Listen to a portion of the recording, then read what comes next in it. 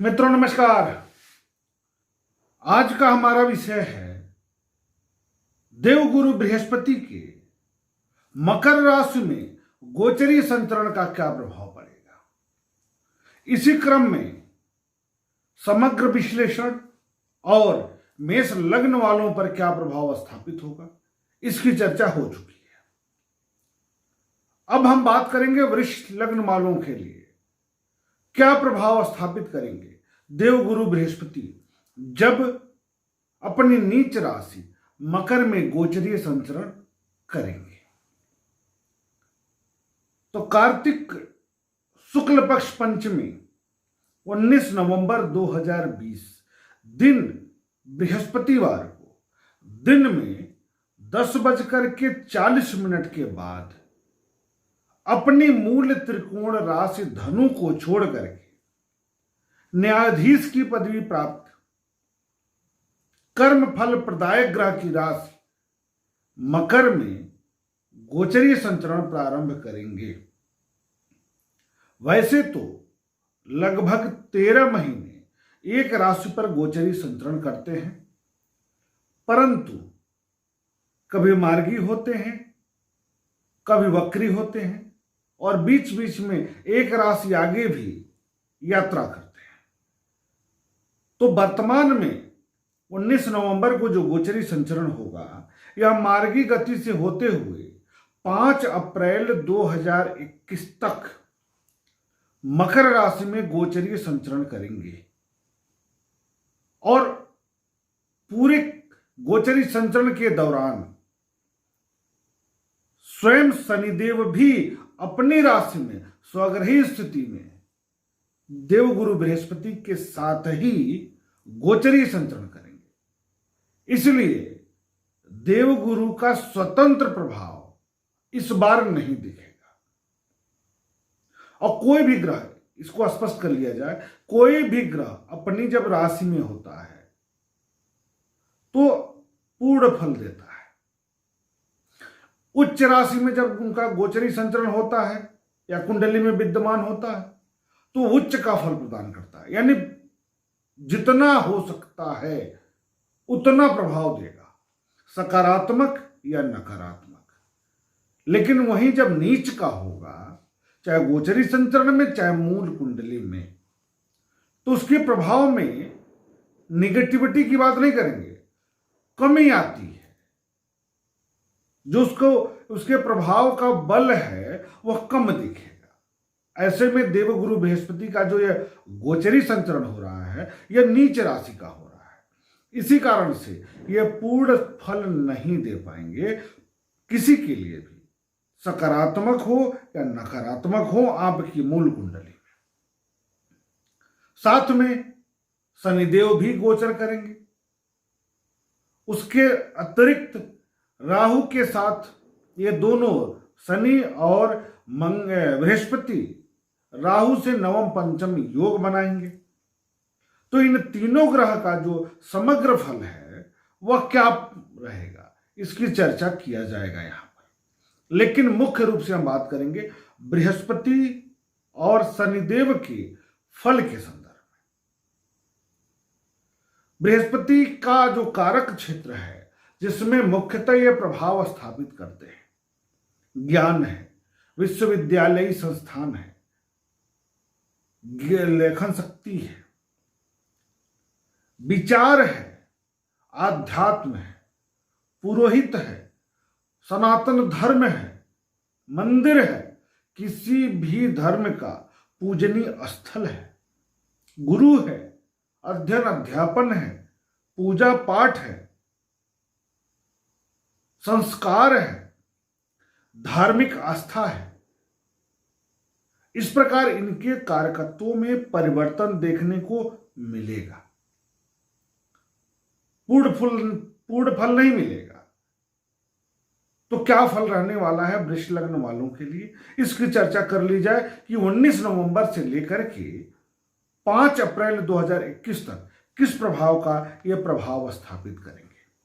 लेकिन एक बात और स्पष्ट हो जाए कि जब कोई ग्रह नीच राशि में प्रवेश करे और जिस राशि में प्रवेश करे उस राशि में कोई अन्य ग्रह स्वग्रही स्थिति में हो या उच्च स्थिति में हो तो जो नीच भंग योग बनता है, नीचत्व होता है, उसमें कमी आ जाती है। तो बृहस्पति का जो निगेटिविटी है, नकारात्मक प्रभाव है, उसमें कमी आएगी, क्योंकि शनि वहां स्वग्रही स्थिति में होंगे। लेकिन शनि के कारण बृहस्पति के बल में कमजोरी आएगी, इसमें दो राय नहीं है, इसको जरूर समझा जाए। तो बृहस्पति और शनिदेव का संयुक्त फल क्या होगा वृष लग्न में, इसकी चर्चा हम करेंगे यहां पर। तो क्या होगा? मानसिक तनाव समाप्त होगा। क्यों होगा इसको समझिए। वृष लग्न में भाग्येश होते हैं शनिदेव, साथ में लाभ के कारक और अष्टम के कारक होकर के नीच स्थिति में जा रहे हैं, तो अच्छी बात है। स्वस्थ होंगे, स्वास्थ्य में वृद्धि होगी, पहले से चली आ रही बड़ी बीमारी समाप्त होगी। शनिदेव भाग्येश हैं और लाभ के कारक बृहस्पति हैं, भाग्य भाव में गोचर करेंगे और बृहस्पति की दृष्टि पंच लग्न भाव पर पड़ेगी, इसलिए मानसिक चिंता में कमी आएगी, आपके व्यक्तित्व में निखार आएगा, इसमें दो राय नहीं है। आपके बुद्धि बल में वृद्धि होगी, आपके सोचने के तरीकों में वृद्धि होगी, आपके युक्ति में वृद्धि होगी, पद प्रतिष्ठा में वृद्धि होगी। आप अपने बुद्धि बल के आधार पर सामाजिक प्रतिष्ठा में वृद्धि करेंगे। उसके बाद दृष्टि कहां पड़ेगी? पराक्रम भाव पर, लेकिन वहां पर शनिदेव की भी दृष्टि पड़ेगी। तो बृहस्पति की तो उच्च दृष्टि होगी, लेकिन शनिदेव की दृष्टि चंद्रमा की राशि पर होगी, इसलिए वहां नकारात्मक फल प्राप्त होगा। तो पराक्रम में वृद्धि होगा, मित्रों का सहयोग प्राप्त होगा, लेकिन अचानक में झटका भी मित्रता से मिलेगी। भाई से पटेगा, भाई का सुख मिलेगा, लेकिन अचानक भाई की तबीयत खराब हो जाए, अवनति हो जाए, तनाव हो जाए, किसी न किसी कारण से थोड़ी सी नकारात्मकता भी आ सकती है। लेकिन बृहस्पति की दृष्टि पड़ने के कारण भाई, बंधु, मित्र, यार, दोस्त के क्षेत्र में अच्छी प्रगति देखने को मिल सकती है, वहां से किसी न किसी प्रकार की खुशी मिल सकती है। अब बृहस्पति की अगली दृष्टि पड़ेगी कहां? तो पंचम भाव पर पड़ेगी, विद्या भाव पर पड़ेगी, कन्या राशि पर पड़ेगी। तो जाहिर सी बात है कि अध्ययन अध्यापन के क्षेत्र से यदि आप जुड़े हैं तो उसमें वृद्धि होगी, बुद्धि बल में वृद्धि होगी, लेखन क्षेत्र में जुड़े हैं आप तो उसमें वृद्धि होगी, आपके कार्य क्षमता में वृद्धि होगी, साहित्य रुचि बढ़ेगी, संतान के पक्ष से अच्छी सूचना मिलेगी, इसमें दो राय नहीं है। कार्य क्षेत्र में और दायित्वों में वृद्धि होगी, परिवर्तन हो सकता है, राजनैतिक व्यक्तित्व में वृद्धि होगी, सामाजिक दायरों में वृद्धि होगी, यह अच्छी बात होगी। संतान और पिता दोनों के क्षेत्र से एक अच्छी स्थिति दिख रही है इस अवधि में आपके लिए। पिता के स्वास्थ्य के प्रति थोड़ी चिंताजनक स्थिति है, क्योंकि नवम भाव पर यह योग बन रहा है, इसलिए स्वास्थ्य का दिक्कत तो होगी, लेकिन स्वस्थ होंगे, पुरानी बीमारी समाप्त होगी और सफलता का नया मार्ग खुलेगा आपके लिए। राजनीति में यदि जुड़े हैं तो राजनीतिक वर्चस्व में, कद में, प्रतिष्ठा में, लाभ में बिल्कुल वृद्धि होगी। लाभ में वृद्धि के लिए कोई न कोई नया युक्ति, नया कार्य, नई प्रतिष्ठान, दुकान, उद्योग, रोजगार के साधन आपके बनेंगे, इसमें दो राय नहीं है। 5 अप्रैल के पहले, यानी आर्थिक दृष्टि से आप कुछ सशक्त दिखेंगे बुद्धि बल के आधार पर। शत्रु पक्ष कमजोर होगा, इसमें दो राय नहीं है, आपकी बुद्धिमत्ता के कारण। लेकिन एक चीज ध्यान रखिएगा कि बृहस्पति पीड़ित होंगे तो मानसिक चिंता कभी कभी बीच में आएगी। तो इसके लिए आपको उपाय करना है बहुत सिंपल, बहुत साधारण सा उपाय। पहली बात तो ये कि आपको इस अवधि में गंगा स्नान करना चाहिए। दूसरी बात, झूठी गवाही नहीं देंगे, झूठा वादा नहीं करेंगे। तो देखिएगा इस अवधि में यह युति बृहस्पति और शनि की आपके लिए लाभकारी होगा, प्रतिष्ठाकारी होगा, सम्मान वृद्धि का कारक होगा, आय के साधनों में वृद्धि का द्योतक होगा, बढ़िया प्रगति होगी। इस बीच एक बात और कर दूं कि यहां बैठे बृहस्पति शनि पर राहु की भी दृष्टि होगी, राहु लग्न भाव पर है, इसलिए इस अवधि में कोई बुजुर्ग व्यक्ति होगा खानदान का, उसके स्वास्थ्य के प्रति आपको सचेत रहना है, अथवा अरिष्ट की सूचना भी खानदान में मिल सकती है, इसको ध्यान रखिएगा। प्रेतवाद पितृदोष यदि है आपकी मूल कुंडली में तो सावधान हो जाइएगा, इस अवधि में प्रेत बाधा भी हो सकती है।